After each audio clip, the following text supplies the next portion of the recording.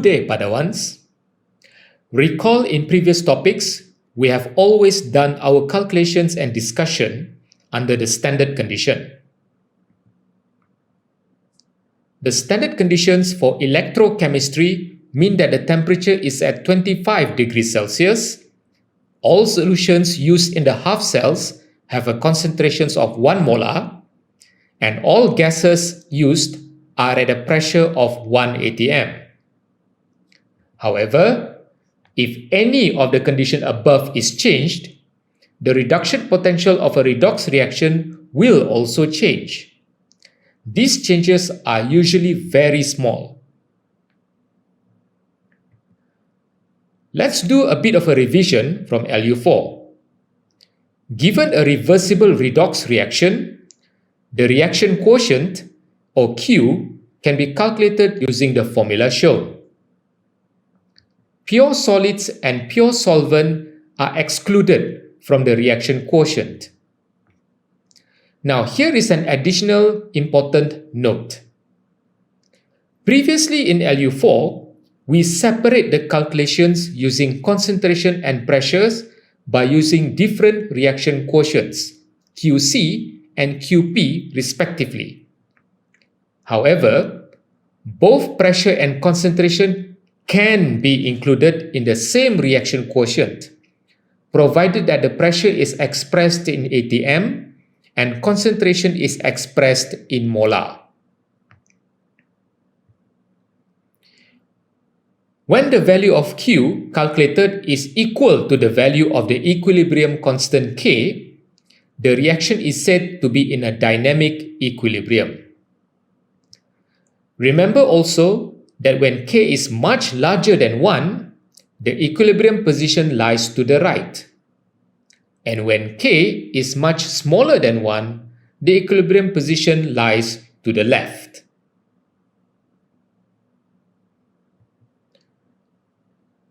When a galvanic cell is operated under non-standard conditions, the voltage of the galvanic cell can be calculated by using the Nernst equation.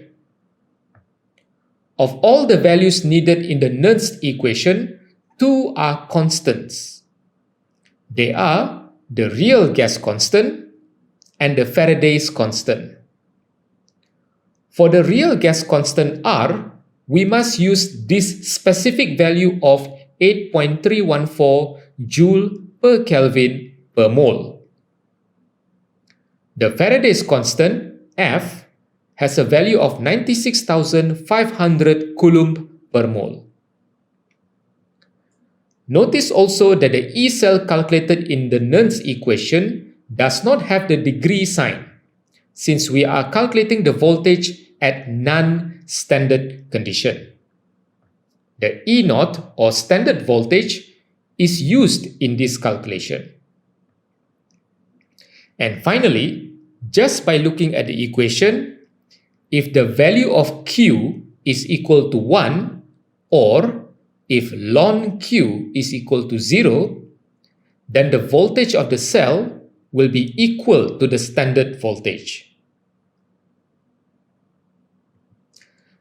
That is a lot to process, but in reality, the Nernst equation is very easy to use. Any problem with your calculations is purely mathematical. In general, for calculation of non-standard voltage, we can use the following steps. First, determine the standard cell voltage or E0 from the formula you have learned in the previous videos. Naturally, you will need to identify the correct cathode and anode first. Next, write the half-cell reactions to obtain the number of moles of electrons, or Ne.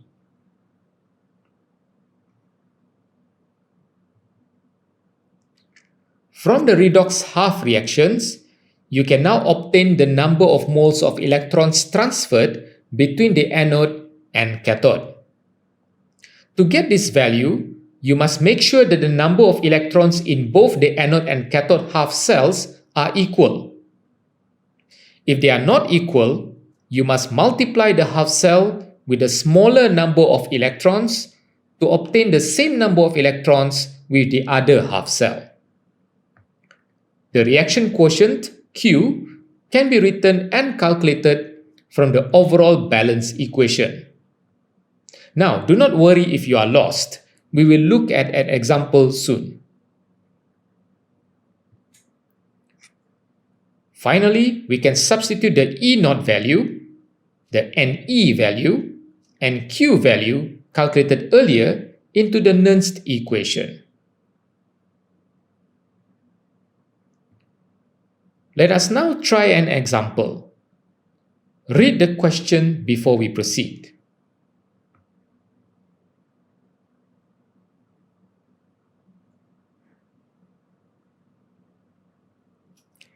As you can see, the concentration of the half cells are not 1 molar, and the pressure of the hydrogen gas is not 1 atm. This galvanic cell is in a non-standard condition. From the standard reduction potential or E0 values provided, we know that hydrogen will become the cathode and cadmium will become the anode.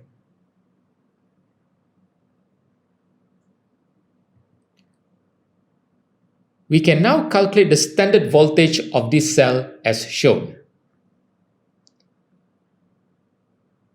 To obtain the values of Q and NE, we need to look at the half cell and overall reaction.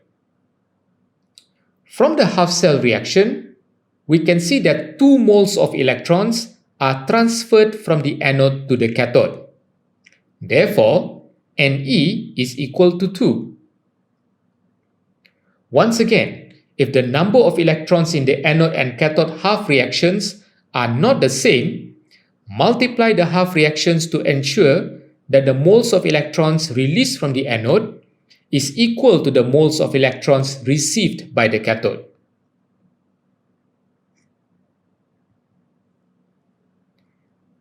From the overall equation, we can write and calculate the reaction quotient Q as shown. Notice that both concentrations and pressure can be substituted into the quotient, as long as the units are molar and atm respectively. To simplify our calculations, Q is not given a unit.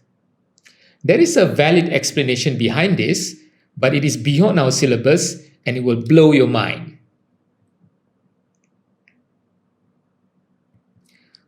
Finally, we can insert the values of E0 and E and Q calculated earlier into the Nernst equation. Now, if the temperature of the galvanic cell is not given in the question, we can assume a temperature of 298 Kelvin or 25 degrees Celsius. But if the temperature is given, you must use the given temperature in Kelvin. The voltage obtained in the given condition is less than the standard voltage. Be aware though that the non-standard cell voltage may be higher or lower than the standard cell voltage depending on the non-standard conditions.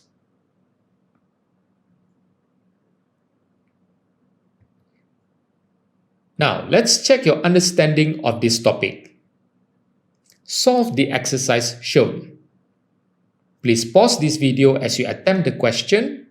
Press play to continue when you are ready to check your answers.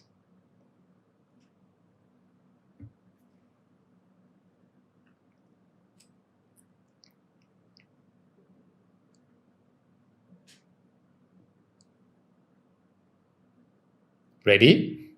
Here are the answers.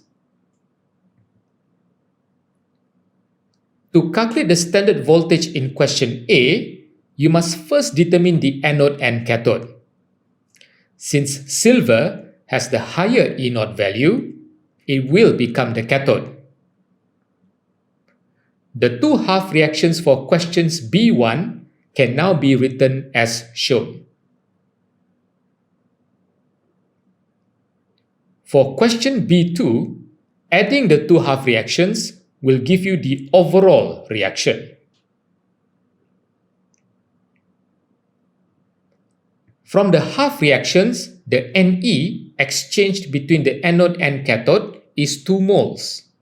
How do we get 2 moles? To get this Ne value, we must make sure that the number of electrons in the anode and cathode half reactions are equal. Since the silver half reaction has less electron, only 1 mole, we need to multiply that half reaction with 2 to get the same number of electrons with the cobalt half reaction.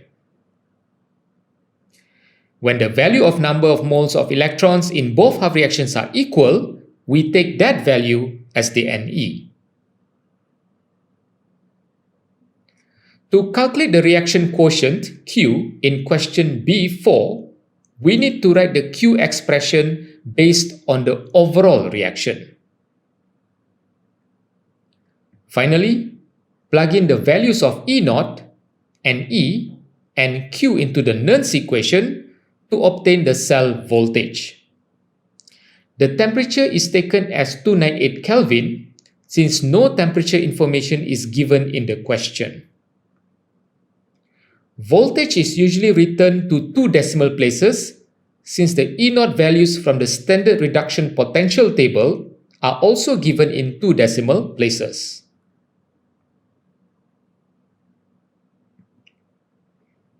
Congratulations! You have now finished part 1 of this learning unit, which covered the galvanic cell. In the next video, you will start with part 2, which will cover the electrolytic cell. See you then.